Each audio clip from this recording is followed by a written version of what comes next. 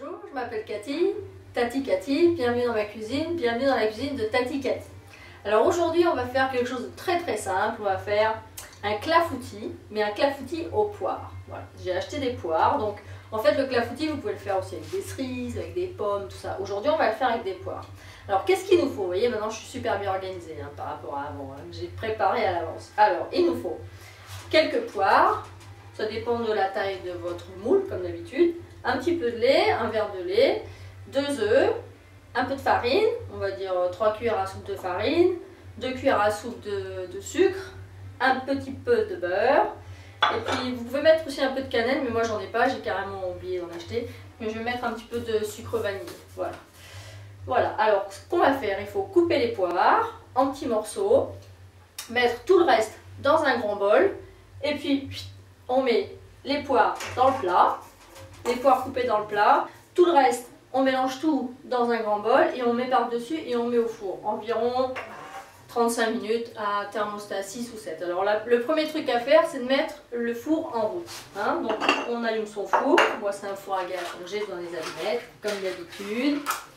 Voilà, comme ça, le temps qu'on prépare tout, ben votre four est chaud. Voilà. On le met à peu près à thermostat 6-7 pendant environ une demi-heure. Voilà. Maintenant, on prépare tout. Alors, on va couper les poires en premier. Donc, on enlève, on se fait un peu de place. Voilà. Et on épluche les poires et on coupe les poires. Donc alors, on a épluché toutes les poires. Alors, je vous montre. Quand vous l'avez épluché, vous enlevez bien la partie du milieu qui est toujours un petit peu dure avec les pépins. Vous enlevez bien cette partie du milieu là, parce que ça c'est pas très bon, d'accord? Donc voilà, coupez tout simplement comme ça. Et ensuite, vous coupez les poires en morceaux, en carrés, et puis vous les disposez directement dans le moule. Vous mettez rien sur le moule. Voilà, donc comme ça, vous préparez bien toutes vos poires, et puis ensuite vous les coupez comme ça en morceaux. Facile, puis vous les mettez directement dedans. Vous embêtez pas. Alors les poires, faut qu'elles soient mûres mais pas trop, parce que si c'est trop mûr après, ça fait de la purée. Donc un petit peu ferme, c'est pas grave. Au contraire, comme ça se tiendra mieux. Voilà, en gros carré, vous pouvez mettre ça tranquillement. Ce qui est bien avec les poires, c'est que c'est pas trop sucré. Donc ça vous fait un dessert pas trop sucré, parce qu'en plus on met pas beaucoup de sucre, 2 cuillères à soupe de sucre ça suffit. Donc vous étalez bien vos poires. Ensuite vous prenez un grand bol, un grand récipient, où vous allez mettre tout le reste des aliments. Alors on va commencer par les œufs.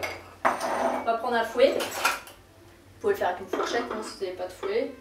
Enfin si vous n'avez pas de fouet, vous pouvez le mettre sur votre liste. Achetez un fouet, parce que ça c'est pratique. Toujours pratique d'avoir un fouet. On va commencer par les œufs. Ça va être plus simple.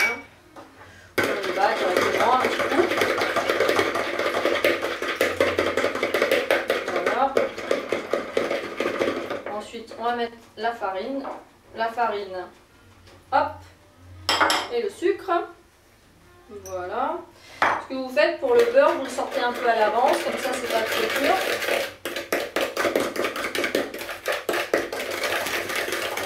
Les œufs en premier, ensuite la farine, le sucre, vous voyez tout de suite ça fait pas de grumeaux, c'est joli. Ensuite vous mettez le lait. Vous pouvez mettre un peu de crème si vous êtes gourmand. Voilà. Ensuite vous mettez un morceau de beurre, histoire que ce soit un petit peu plus onctueux. Un petit bout de beurre.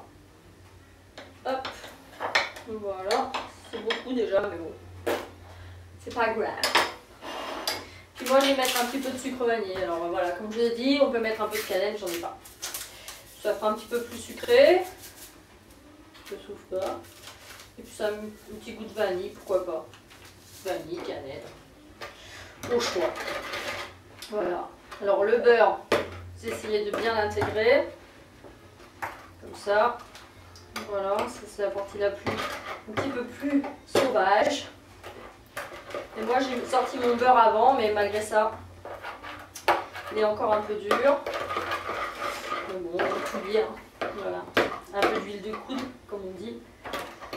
Donc voilà. De toute façon, après, à la cuisson, il va bien s'il va se répartir tout seul le beurre. Voilà, c'est très simple. Et maintenant, ce qu'on peut faire, on peut mettre une petite pincée de sel.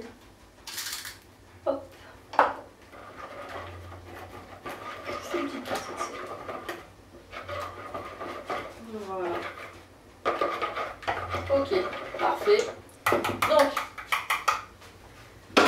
vous avez vu, hein, vous avez coupé vos poires. Hop, on met tout sur les poires. Si je le fais de ce côté, c'est mieux. Hein, vous verrez mieux. Voilà. Et 2 petits morceaux de beurre. Hop. Et au four. 35 minutes. C'est facile. Donc alors, le clafoutis, comme je vous ai dit, on peut le faire aussi avec des pommes.